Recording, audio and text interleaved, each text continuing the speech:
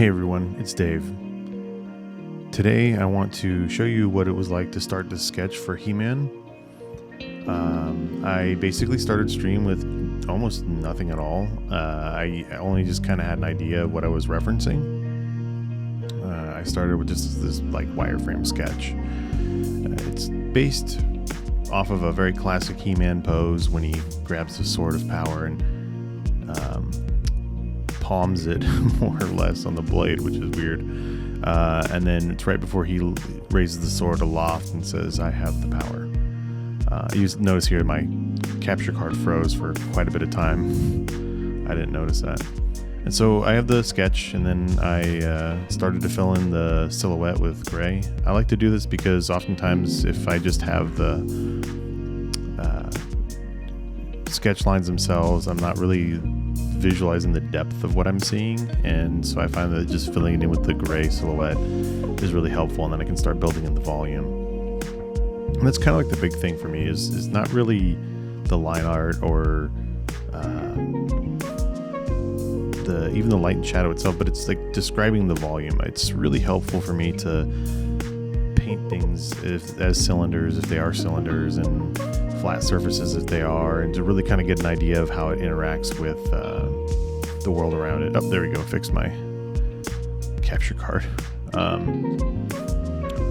have a really cheap capture card, and sometimes if you touch it, there's some puppet warp there, but cheap capture card, if you touch it, sometimes it freezes. So here I am putting in just a basic kind of a cloudy background to kind of emphasize like where the light and the power and everything is emanating from. And again, this is all still very much what I would consider in the sketch phase. I'm just sort of playing around, use some difference clouds there, and overlaying them. I'm kind of probably getting a little bit ahead of myself in the sketch terms. It's just really fun to do this. But I always find it really important to set my foundation. I'm almost assuredly going to manipulate and edit and twist things around and cut them up and bend them, and sometimes things just don't work at all and I have to start all over. But I think if I start defining the forms and finding out what works and what doesn't early on, it's really helpful for me to do that as early as possible, and then I don't feel as bad later on when I'm having to repaint or paint over or paint out something that just didn't work. So for me, and here, watch, I can't talk without using my hands. Talking with chat on the Twitch chat about stuff I'm doing, and so yeah. So for me, like, it's just really helpful to kind of like start defining the forms and then getting my ideas into something that's somewhat functional. So I already knew that I wanted the sword to kind of glow and be like crackling with power, and really kind of make the He-Man pose look like he's about to raise the sword and he's struggling with as much force and power that's flowing through his body. And this is going to be a proxy card for Magic the Gathering for my Patreon. And the reverse side will have Prince Adam.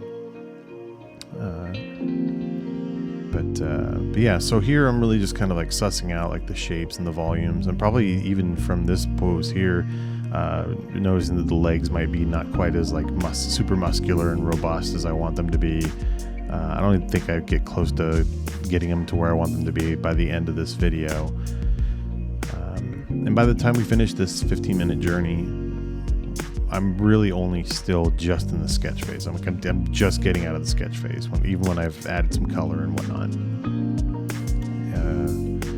Because none of the lines are really defined. I'm just kind of finding the shapes and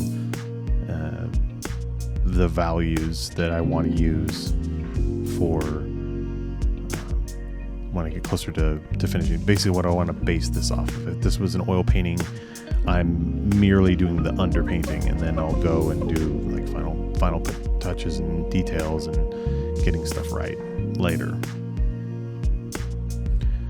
You'll notice here that I spend a pretty good amount of time taking my values from being super contrasty to a lot less contrasty in a lot of times. And a lot of that is because as I'm getting more experienced in illustration, I'm realizing that I often lean on very, very, very bombastic contrasts, and it leads my images to feel a lot less controlled. So what I'm doing now is more of a habit, is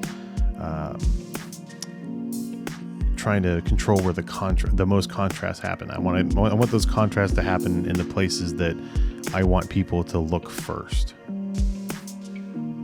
So I'm trying to keep the heaviest contrast towards the head and the sword, and the lighter contrast as it radiates further out. Unfortunately, with the loincloth that he has, that's going to probably end up being a heavier contrast no matter what. But if I can kind of keep it more relative to the space around it, then it won't feel as dramatically as dark. And here I am trying to put something of a face together. I have this really bad habit of wanting, especially when I'm live streaming, I want to get like the face done as quick as possible, because I feel like people like judge you. They kind of like harshly judge you on the face and stuff like that. It doesn't matter how good the body is. Like if they come in to see the face looks terrible, I have this weird fear that people are going to think like, oh my God, this guy can't do anything based on the face. So sometimes I rush to get the face slapped in. That way people will kind of connect with the image a little bit more. But I think it kind of speaks to my point of like, people go to what they can understand and relate to more. And I think people naturally look for faces and face-like shapes and eyes and stuff like that in images, and that's what kind of draws them into it. And so I guess like my theory here is that like if I get like the body put together enough, like you'll notice that like his left hand, the one that's the furthest on the right, his left hand is like just still the line art. Because I was rushing to get a face put in there as quick as I could. That way, people come by, they take a look at it, and they feel like, they could maybe be interested in what I'm painting.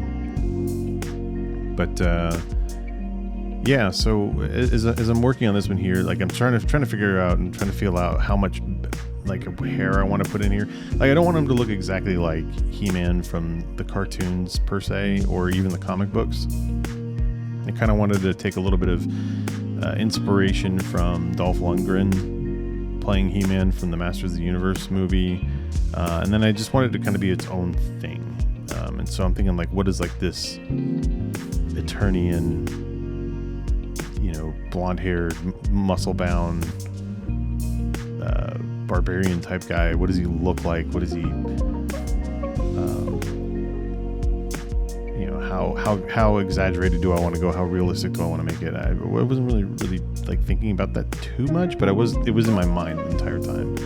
So I'm trying to kind of figure out how to make that translate into something that looks like it kind of belongs in that Magic the Gathering universe. And while Magic the Gathering does use a lot of super exaggerated anatomy characters, it's not like World of Warcraft where everything has these like incredibly blown out and over proportioned limbs and muscles and stuff like that.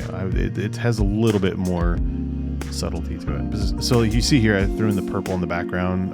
Sometimes I'll do this in my paintings, especially when I know that the background holds a color that I'm looking for is like the key like background color. And a lot of that is just because one, it's fun, and two, it sometimes helps me see what space I'm designing. It also is often, if you've seen any of my other streams or videos, it's often an indicator of how close I am to getting to a point where I want to start splashing in color. And so here I'm remembering like, hey, don't forget to save. I started the sketch before with a different pose, and I'm glad the save file got corrupted, because I wouldn't have been as happy with it. And I feel like this particular image really looks more He-Man and yet its own thing at the same time.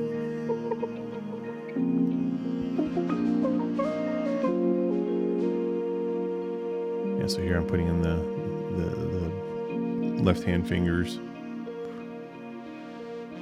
I start noticing that there's like some areas where the silhouette feels a little awkward and probably needs some more space and needs more volume. I really like the little bit of a gap between the sword and the forearm. I think that helps really establish the volume that I'm working with.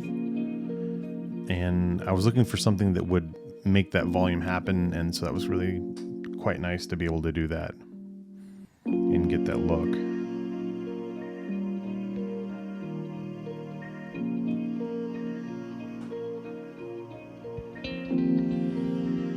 And so I'm tinkering with the sword a little bit here. I really don't even get like a full design or idea fleshed out on the sword, more than just like the basic shape. I kind of wanted to keep it like the from the cartoon shape, but there's a whole lot left I want to do and need to do even by the end of this video.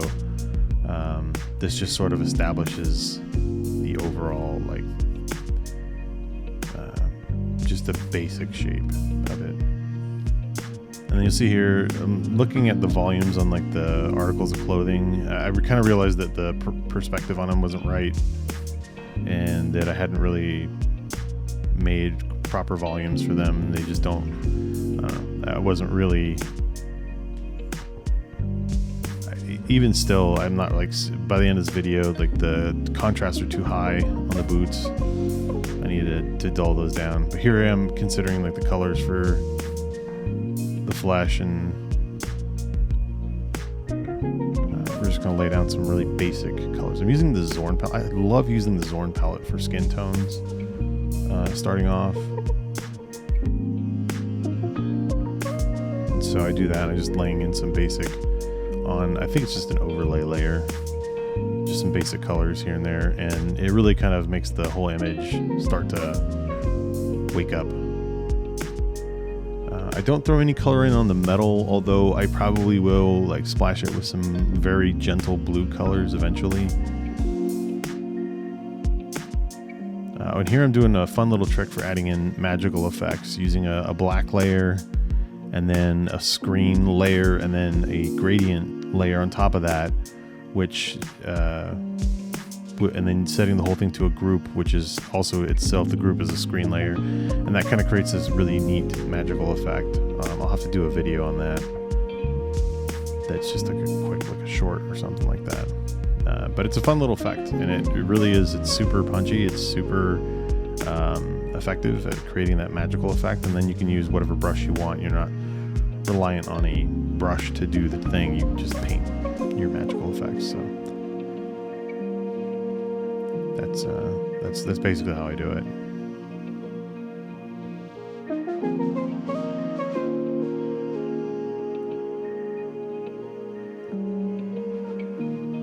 So I realize at this point I'm probably getting close to the end of my session, and you know, I've got my sketch nearly completed.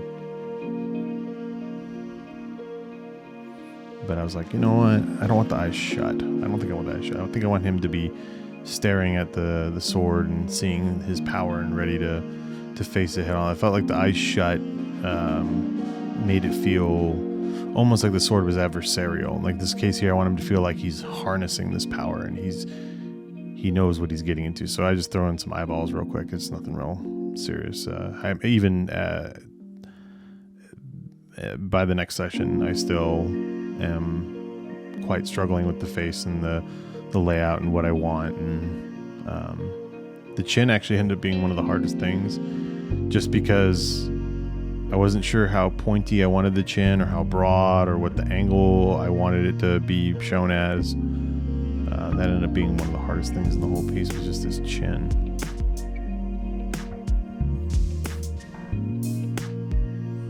But I at least had a face to show new onlookers, and something that I could say is a finished sketch. And I do want to drive that home, that even by the end of this video, and this is sped up pretty fast, I think like over 500%, this is still, I would say this is like a sketch. A good sketch, but a sketch. I'm able to kind of illustrate what I want, even though it's pretty sloppy and poorly defined.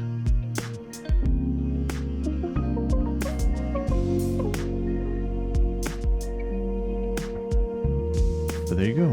Thank you guys so much for watching, and I hope you guys enjoyed it.